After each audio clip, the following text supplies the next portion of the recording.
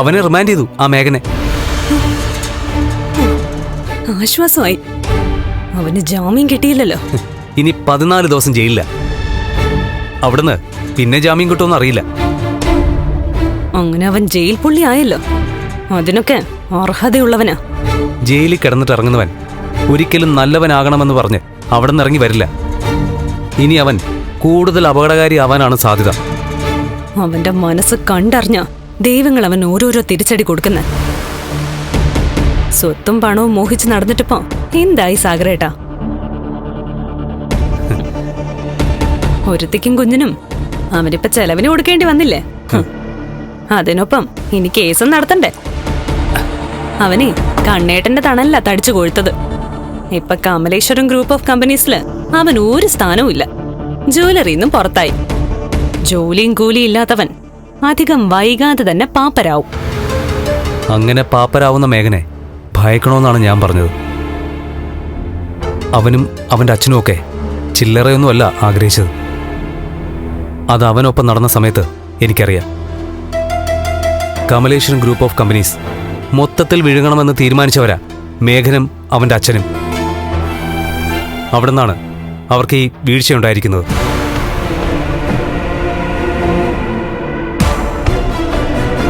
അതിനിടയില് അവർക്ക് ആർക്കും അറിയാത്തൊരു കാര്യമുണ്ട്. നമ്മൾ അറിഞ്ഞൊരു കാര്യം. കണ്ണേട്ടൻ ഉയർത്തെഴുന്നേറ്റുകൊണ്ടിരിക്കുക. തോമസ് സാറും പറഞ്ഞില്ലേ ഉടനെ കണ്ണേട്ടൻ എഴുന്നേറ്റ് നടക്കുമെന്ന്. അങ്ങനെ വന്നാ പിന്നെ മേഘനും അമ്മാവനും മാത്രമല്ല, എന്റെ ആങ്ങളയ്ക്കും അമ്മയ്ക്കും ഒക്കെ അതൊരു തിരിച്ചടി തന്നെയായിരിക്കും. കരുണയെന്ന് എന്റെ ഏട്ടത്തെയും അതോടെ തകർന്ന് തരിപ്പണമാവും. ഇപ്പൊ തന്നെ ഏട്ടത്തിയുടെ മുമ്പിൽ അവർക്ക് ആളാവാൻ ആകെ ഉണ്ടായിരുന്ന കുഞ്ഞും പോയി. ഇനി മിക്കവാറും ആ സൗഭാഗ്യങ്ങളൊക്കെ ഉണ്ടാവാൻ പോകുന്നത് ഏട്ടത്തിക്കായിരിക്കും. കണ്ണേട്ടൻ നടക്കും സാഗരേട്ടാ. കണ്ണേട്ടന്റെ ചോരയില് ഏട്ടത്തിക്കൊരു കുഞ്ഞും ജനിക്കും. എന്റെ മനസ്സങ്ങനെയാ പറയുന്നത്. അങ്ങനെ തന്നെ സംഭവിക്കട്ടെ. എന്നാ പിന്നെ ഞാനൊന്ന് ഫ്രഷ് ആയിട്ട് വരാം. നീ എന്തെങ്കിലും കഴിക്കാനെടുത്ത് വയ്ക്കേ. ശരി.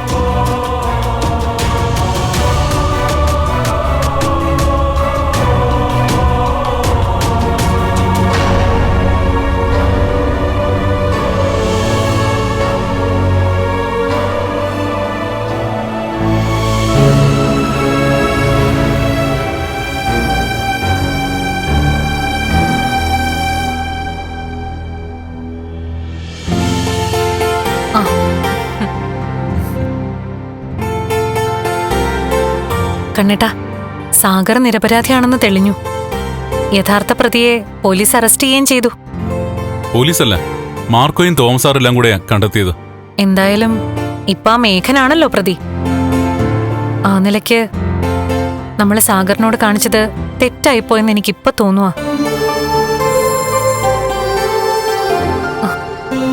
ഒരിക്കലും സാഗറിനെ കമ്പനിയിൽ നിന്ന് ഒഴിവാക്കാൻ പാടില്ലായിരുന്നു. അതുപോലെ തന്നെ ജീവിക്കാൻ വേണ്ടി ഇപ്പോ മഞ്ജു സെയിൽസ് ഗേളായിട്ട് പോവാ. അതങ്ങനെ അത്ര മോശം ജോലിയാണെന്നൊന്നും ഞാൻ പറയുന്നില്ല. പക്ഷെ നമ്മൾ ഇത്രയും നല്ല പൊസിഷനിൽ ഇരിക്കുമ്പോ മഞ്ജു അങ്ങനെ നിന്നാ മതിയോ? അവക്ക് നല്ലൊരു ജോലി കൊടുക്കണ്ടേ? എടോ, ഇപ്പൊ നമ്മുടെ കമ്പനിയുടെ MD താനാടോ. അവൾക്ക് നല്ലൊരു ജോലി കൊടുക്കണമെന്ന് തനിക്ക് തോന്നിയിട്ടുണ്ടെങ്കിൽ താനവളുടെ നിലയ്ക്കും വിലയ്ക്കും യോഗ്യതയ്ക്ക് അനുസരിച്ചുള്ള ഒരു ജോലി കൊടുക്ക്. നമ്മുടെ ഫിനാൻസിയേഴ്സിലേക്കോ കൺസ്ട്രക്ഷൻ കമ്പനിയിലോ അതുമല്ലെങ്കിൽ ജുവലറിലോ മറ്റോ.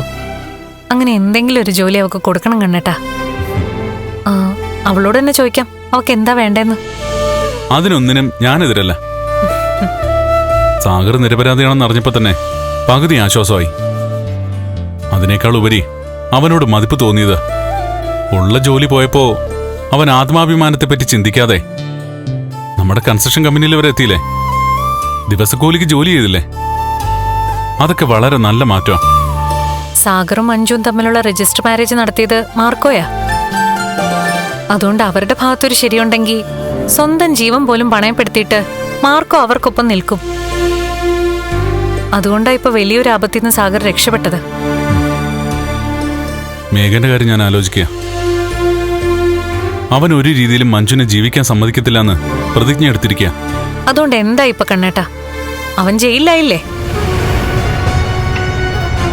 എന്നേ അവന് ജയിൽ പുള്ളി എന്നുള്ള പേര് വീഴേണ്ടതാ.